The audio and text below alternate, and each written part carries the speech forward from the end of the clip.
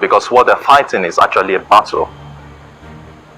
Now, hearing Michael, hearing Susan, and the many other persons who have had to relate their stories, I hope we would have a better understanding of all that has been said and all that will be said.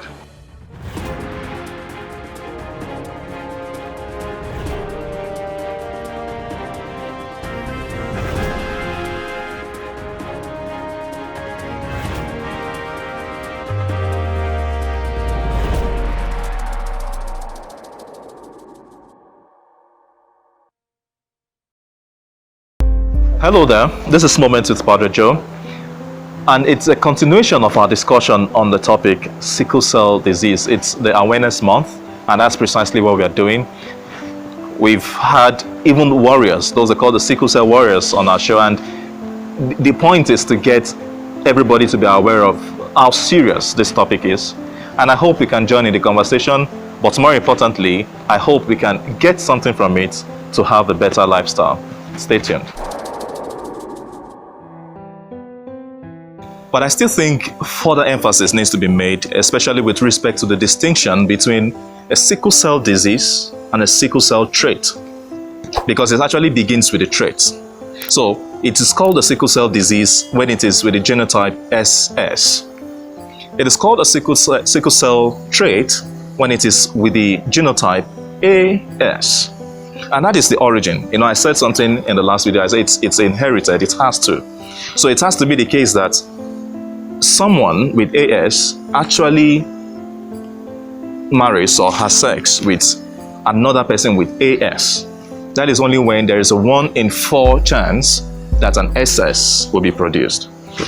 And that is why I think it's important to talk about the sickle cell trait, to pay more emphasis on it.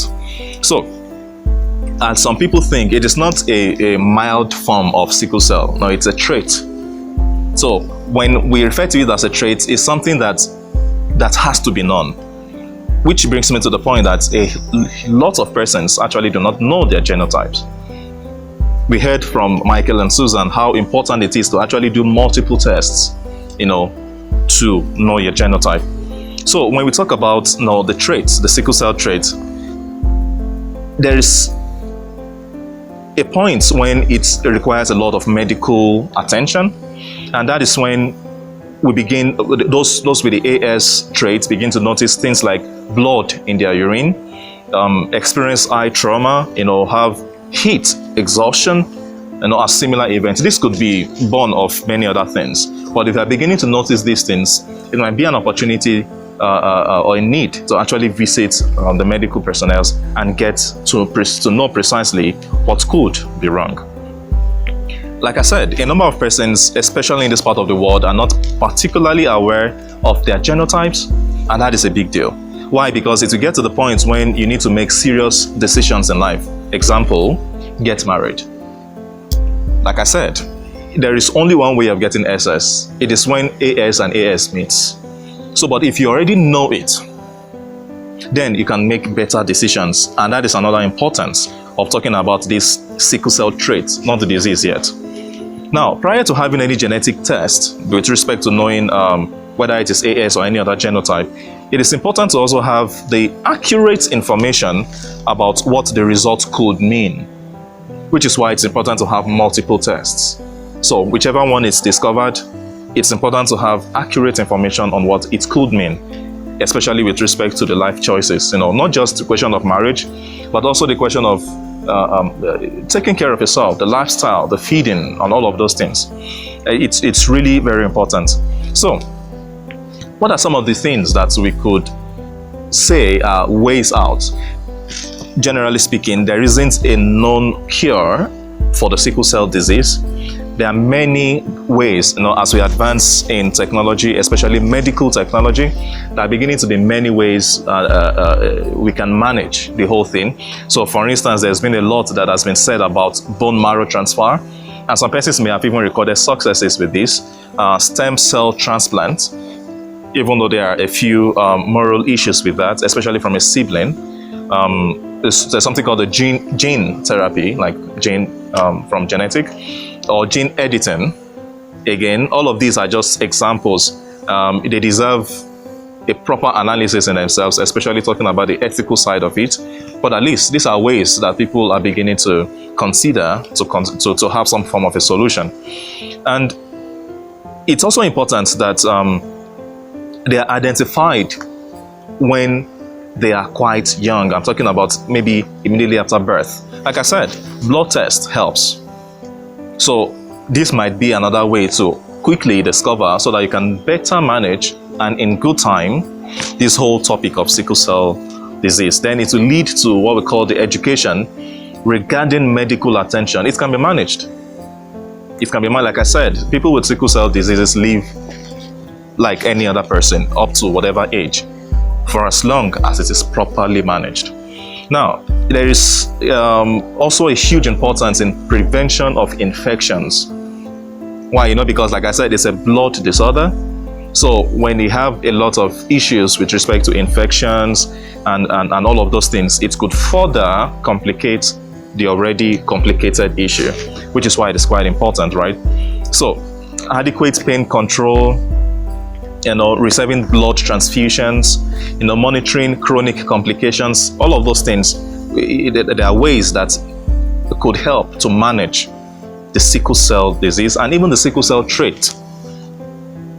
For as long as those who have the sickle cell trait, the AS, don't necessarily have any major health condition, but it's also important to know it at least, so that then the proper lifestyle and the proper decisions can be made. Now, speaking to those we refer to as warriors, the sickle cell warriors, it's quite important, as we saw in the previous video from our friends Michael and Susan, that even those with the sickle cell disease need some kind of sensitization. What do I mean by that? There is it's a Susan in the last video who said something about the gospel of the mind. Having your mind tuned to the fact that you are not just a warrior, but you are a survivor. You heard from her directly. She is having the sickle cell disease, and she is saying that, which means it's possible. It doesn't take away anything from the medical condition, but at least you can control your body with your mind. It is very possible.